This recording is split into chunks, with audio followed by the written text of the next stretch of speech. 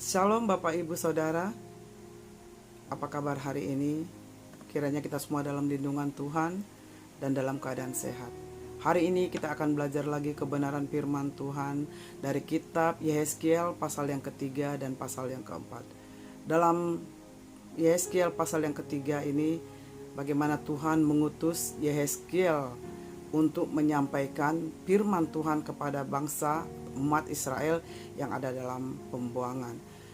Di mana di sini dikatakan ayat yang keempat, firman-Nya kepadaku, hai anak manusia, mari pergilah dan temuilah kaum Israel dan sampaikanlah perkataan-perkataanku kepada mereka. Sebab engkau tidak diutus kepada suatu bangsa yang berbahasa asing dan yang berat lidah, tetapi kepada kaum Israel. Nah, di sini dikatakan bahwa Allah mengutus Yehezkiel kepada bangsanya atau kaumnya sendiri untuk menyampaikan firman Tuhan, untuk menyampaikan kepada mereka supaya mereka berbalik kepada Allah dan kembali kepada kebenaran Allah, dan janganlah mereka lupa akan Allah. Di sini juga dikatakan di ayat yang ke-11, mari pergilah dan temuilah orang-orang buangan, teman sebangsamu, berbicaralah kepada mereka dan katakanlah, beginilah firman Tuhan Allah, baik mereka mau mendengarkan atau tidak.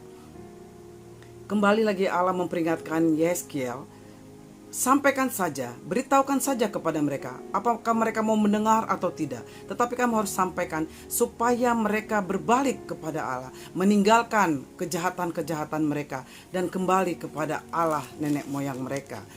Dan di mana Yehezkiel juga harus diberikan kepada Yehezkiel juga harus berani menyampaikan segala sesuatu yang sudah Allah perintahkan atau firmankan kepadanya. Dan di sini juga dikatakan bahwa Allah akan memberikan kekuatan kepadanya, memberikan kemampuan kepada Yehezkiel, sekalipun mereka itu adalah bangsa yang keras kepala, bangsa yang tegar tengkuk, bangsa yang tidak mau mendengar, bangsa yang tidak mau taat, bangsa yang tidak pernah mau mengenal, atau bangsa yang tidak mau mendengarkan apa yang Tuhan firmankan. Tetapi Yehezkiel harus terus menyampaikan kepada mereka. Tadi dikatakan bahwa sekalipun mereka tidak mau mendengar, tetapi engkau harus terus mengatakannya.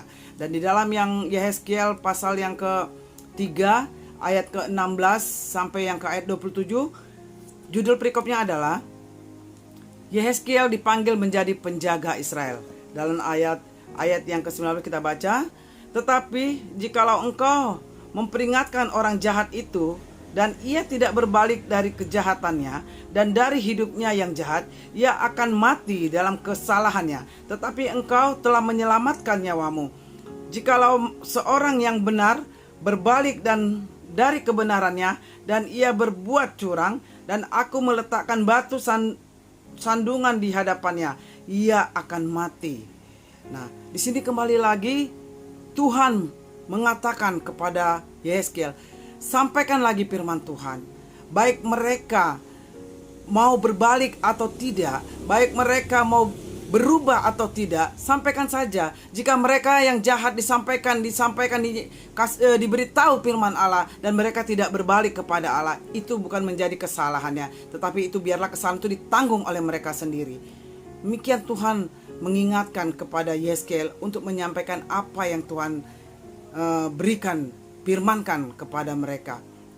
Sampaikan saja. Nah, di sini di ayat yang pasal yang keempat, di sana dikatakan bahwa di ayat yang ini, berbaringlah engkau pada sisi kirimu dan aku akan menanggungkan hukuman kaum Israel atasmu.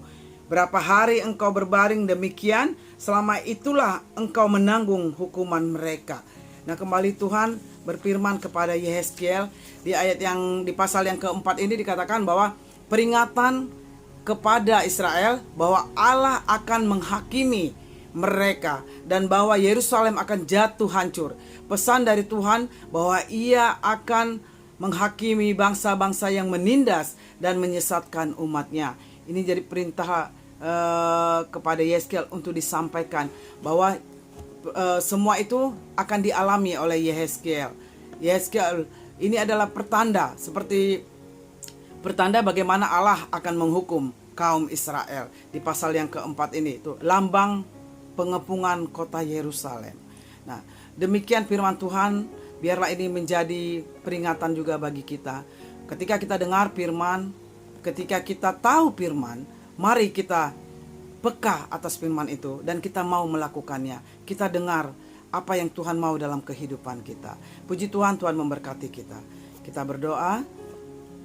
Terima kasih Tuhan Yesus, kami bersyukur dengan kebenaran-Mu hari ini yang mengajar kami supaya kami mengerti, supaya kami peka akan firman Tuhan, akan perintah Tuhan untuk membuat kami hidup lebih baik lagi. Tuhan, kami menyerahkan seluruh hidup kami ke dalam tangan-Mu, mampukan kami untuk melakukan kebenaran-Mu. Terima kasih Bapa, terpuji Engkau, haleluya, amin.